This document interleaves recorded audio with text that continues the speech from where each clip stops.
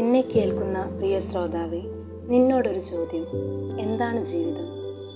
ചിന്തിച്ച് ഉത്തരം കണ്ടെത്തിയാൽ മതി. കാരണം ജീവിതത്തിന് നിർവചനങ്ങൾ ഒത്തിരിയുണ്ട്. എങ്കിലും ജനനത്തിനും മരണത്തിനും ഇടയിലുള്ള സമയത്തെ ജീവിതമെന്ന് വിളിക്കാം.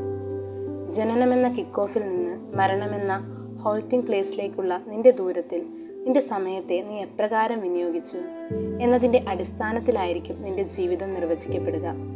ചെളിയിലുരുണ്ട് തിമിർത്ത ഒരു ജീവിതം ഒടുവിൽ ചെളി ലവലേശം പോലും ഏൽക്കാതെ തിളങ്ങി വിളങ്ങി നിൽക്കുന്നതിൻ്റെ പൊരുൾ എന്തായിരുന്നു?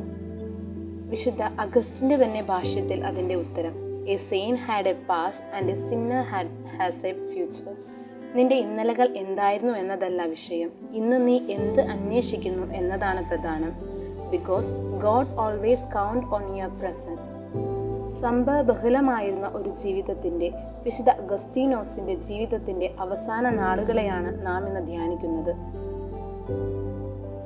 AD 430 ആകുമ്പോഴേക്കും തൻ്റെ 76-ാം വയസ്സിൽ അഗസ്റ്റിൻ പ്രായാധിക്യ രോഗിയാകുന്നു.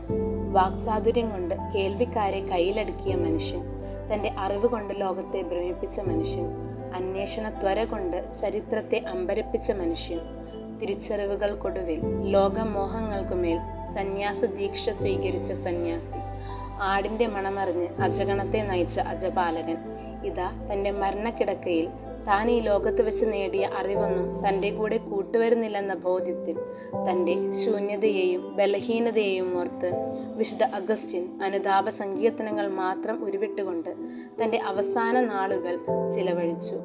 രോഗിയായി കിടക്കയിൽ ആയപ്പോൾ വിശുദ്ധ അഗസ്റ്റീനോസ് തൻ്റെ കിടന്നിരുന്ന മുറിയിൽ അനുതാപ സങ്കീർത്തനങ്ങൾ ഒട്ടിച്ചു വയ്ക്കാൻ തൻ്റെ സന്യാസിമാരോട് ആവശ്യപ്പെട്ടു. അനുതാപ സങ്കീർത്തനങ്ങൾ ആവർത്തിച്ചാവർത്തിച്ച് പാടി തൻ്റെ പഴയകാല കുത്തഴിഞ്ഞ ജീവിതത്തിന് പരിഹാരം ചെയ്ത് 430 ആഗസ്റ്റ് 28 വിശുദ്ധ അഗസ്റ്റിൻ തൻ്റെ ഭൂമിയിലെ ജീവിതം അവസാനിപ്പിച്ച് നിത്യസമ്മാനം തേടി യാത്രയായി. അജ്ഞത പാപമാണെങ്കിൽ അമിതമായ അറിവും അമിതമായ ജിജ്ഞാസയും പാപത്തിന്റെ ചാലുകളാണെന്ന് ഈ വിശുദ്ധന്റെ ജീവിതം നമ്മോട് പറയുന്നു. അറിവല്ല തിരിച്ചറിവാണ് ആവശ്യം, യുക്തിയല്ല വിശ്വാസമാണ് വേണ്ടത് എന്ന് നൂറ്റാണ്ടുകൾക്കപ്പുറമിരുന്ന് അഗസ്റ്റിൻ എന്ന പുണ്യവയോധികൻ നമ്മോട് മന്ത്രിക്കുന്നു. തിരിച്ചറിവുള്ളവരാകാൻ, വിശ്വാസത്തിന്റെ മനുഷ്യരാകാൻ ദൈവം നമ്മെ അനുഗ്രഹിക്കട്ടെ. ആമേൻ. സമാപന പ്രാർത്ഥന.